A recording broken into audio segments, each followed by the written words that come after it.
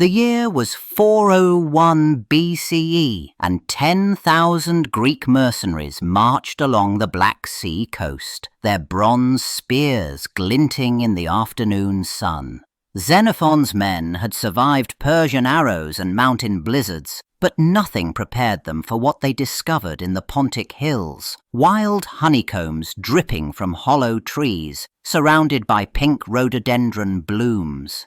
The soldiers tore into the waxy combs with their fingers, golden honey streaming down their beards. Within the hour, the first man doubled over, his stomach clenching like a fist. Then another fell, and another, warriors who had faced death countless times now writhing in the dirt, their helmets rolling between the rhododendron roots. Amber vomit splattered the rocky ground as men crawled on all fours, their eyes unfocused, mouths babbling nonsense.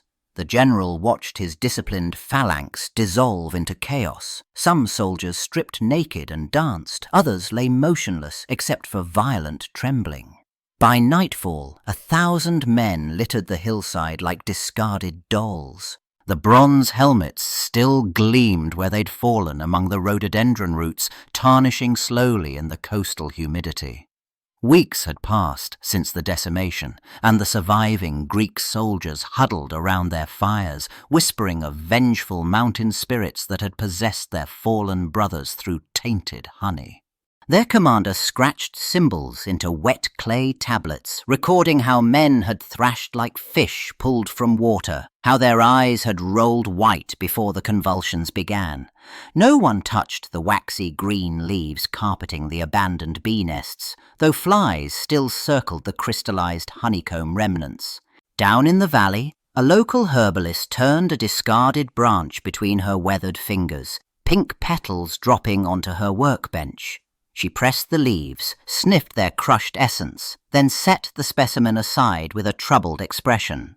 This plant matched nothing in her grandfather's collection of healing herbs.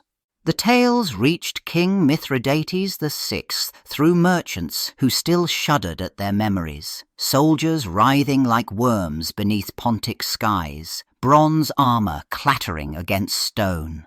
Now, 300 years later, clay pots gleamed in the afternoon sun, each brimming with golden honey harvested from rhododendron groves, positioned deliberately along the Roman advance route. Pompey's centurions discovered the abandoned feast first, their calloused fingers breaking wax seals, honey dripping down weathered chins as they gorged on the unexpected bounty. Within minutes, the first man clutched his stomach, his pilar clattering into mud as violent tremors seized his limbs, foam bubbling between clenched teeth while his comrades continued eating. The ambush struck when half the century lay sprawled across trampled grass, their bodies contorting in rhythmic spasms, scarlet cloaks tangled around twitching legs. Mithridates' soldiers descended from hidden positions, spears finding easy marks among Romans who could barely lift their shields.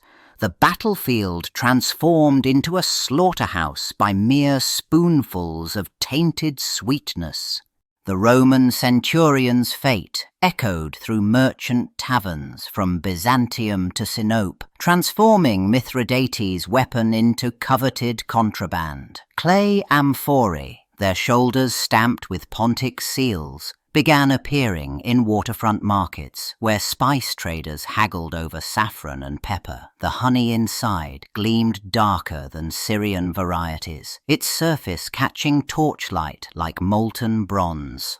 A Cappadocian merchant dipped his finger into a sample jar, the sweetness coating his tongue with undertones of smoke and flowers. His supplier, a weather-beaten man from the mountain villages, assured him the batch contained only enough of the potent variety to induce pleasant dreams. Silver drachmae clinked into leather pouches as buyers purchased diluted versions, unaware of the ratios. In Constantinople's underground markets, pure mad honey commanded 10 times the price of common varieties. Dealers stored it in sealed vessels marked with cryptic symbols, selling measured spoonfuls to those seeking visions or revenge. A Persian buyer examined the viscous strand between his fingers, watching it drip slowly back into the jar, its lethal potential masked by golden sweetness. The same golden liquid that felled Roman legions now gleamed in clay pots throughout the Black Sea markets, its amber surface catching the morning light. A merchant's wife dipped her finger into the fresh jar, tasting its floral sweetness before spooning generous portions onto flatbread for her children. Within moments, her youngest clutched his throat, eyes bulging as his knees buckled against the market's dusty stones. The mother's scream pierced the haggling crowds as her husband crashed into a copper brazier, his body seizing in violent spasms. Foam bubbled between his clenched teeth while their daughter vomited onto the coarse woven mats beneath their stall. A physician pushed through the gathering crowd, his brass cupping tools rattling in his leather satchel, sweat beading on his brow as he surveyed the writhing family. The physician's fingers trembled as he felt for the father's pulse, rapid, irregular, weakening. He pressed the cold brass cup against the man's chest, drawing blood that emerged darker than wine. Around them, other merchants backed away from their honey jars, whispering prayers against evil spirits, while the physician's apprentice desperately searched his master's scrolls for any remedy that matched these terrible symptoms. The physician's brass cupping tool clattered onto the stone floor as he abandoned his futile attempts to cure the honey-stricken family. Miles away, beyond the coastal trade routes where clay amphorae held their golden poison, a barefoot child wandered through alpine meadows dotted with pink blooms. Her fingers tore at the waxy petals, stuffing them between her milk teeth. The burning began slowly. First, a tingling on her tongue, then fire spreading down her throat. She clawed at her neck, stumbling toward the village well, her small body convulsing. Above the pasture, a shepherd counted his flock when he noticed the stillness. 3 goats lay twisted in the grass, their bellies swollen like wineskins. White foam bubbled from their mouths. Their eyes, once alert for wolves, stared blindly at the afternoon sun. The shepherd knelt beside his prize nanny goat, pressing his weathered palm against her distended stomach. Around the corpses, crushed rhododendron branches marked where the animals had grazed, their leaves stripped bare by desperate, hungry mouths. The shepherd's wife dragged her husband's limp body through their cottage door, his boots scraping grooves in the packed earth floor. She pressed her ear to his chest, hearing the same rattling wheeze that had claimed 3 goats that morning. Outside, pink rhododendron petals littered the pasture where the animals had grazed, their waxy surfaces gleaming in the afternoon light. By nightfall, whispers crept between thatched roofs like smoke. Mothers clutched their children's wrists, steering them away from the flowering shrubs that bordered every garden path. An ancient crone hobbled to the village square, her milky eyes scanning the crowd as she raised a trembling finger toward the hillside where rhododendrons bloomed in violent profusion. Her cracked voice carried across the hushed assembly, describing how her own grandfather had collapsed after chewing the bitter leaves during a famine winter. She demonstrated the twisting convulsions with her arthritic hands, mimicking the foam that had bubbled from his lips. The villagers pressed closer, memorizing every gesture, every warning about the beautiful poison growing wild among their homes. Far from mountain villages and their whispered warnings, merchant ships docked at European ports, their holds bursting with exotic specimens. Wooden crates lined the docks, stamped with distant place names: Pontus, the Himalayas, the Americas. Inside, wrapped in damp burlap, lay the twisted roots and glossy leaves of plants that would transform estate gardens into showcases of imperial reach.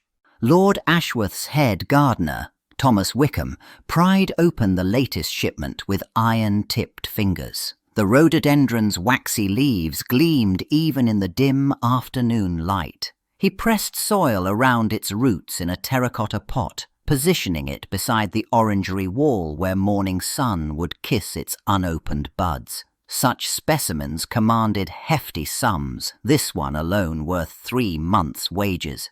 By spring, the bush erupted in clusters of magenta blooms, drawing gasps from visiting dignitaries. Wickham trimmed the lower branches himself, collecting the cuttings in his leather apron. That evening, his apprentice would find him collapsed beside the greenhouse, foam speckling his lips, his pruning shears still clutched in one rigid hand. The rhododendron's flowers nodded in the breeze, unbothered. The master gardener's shears had left fresh wounds on the rhododendron hedge that morning, releasing a faint bitter scent into the summer air. Lord Pemberton's setter, a champion bred from royal stock, bounded across the lawn after a thrown stick, its liver-spotted coat gleaming. The dog snatched the branch from beneath the hedge, teeth piercing several waxy leaves still clinging to the wood. Within minutes, foam bubbled at the setter's black lips. Its hind quarters buckled first, sending the animal sprawling onto the gravel path. The brass nameplate on its collar caught sunlight as violent tremors seized its body, legs paddling against invisible water. A footman rushing from the house found the dog's pupils dilated to black pools, its breathing shallow and laboured. Below stairs, young Margaret gathered the morning's pruning debris into her apron, the severed rhododendron branches still weeping clear sap. She dumped the cuttings beside the kitchen garden's compost heap, wiping sticky residue on her coarse linen skirt. The same hands that touched those poisonous stems would soon knead tomorrow's bread, dice vegetables for the evening's stew. From that same kitchen garden where discarded rhododendron stems lay rotting, a chambermaid carried dried herbs to the Abbey infirmary. Brother Thomas bent over his patient, a stable boy whose eyes rolled back, revealing only whites. The monk's weathered hands trembled as he pressed a cold cloth against the child's burning forehead. His leather-bound medical codex lay open, its vellum pages yellowed with age. The cramped Latin described fits and purging, delirium that seized grown men. No mention of flowers. The boy's spine arched violently off the straw mattress. Foam bubbled between his cracked lips while Brother Thomas searched desperately through his dried remedies. 3 villages away, a midwife scraped vomit from a merchant's beard, his silk doublet ruined. She'd seen this madness before, always in spring, always sudden. Her grandmother's warnings echoed, avoid the pink blooms. But physicians scorned such peasant wisdom, prescribing bloodletting while their patients convulsed on Persian carpets, the true poison blooming just beyond their windows.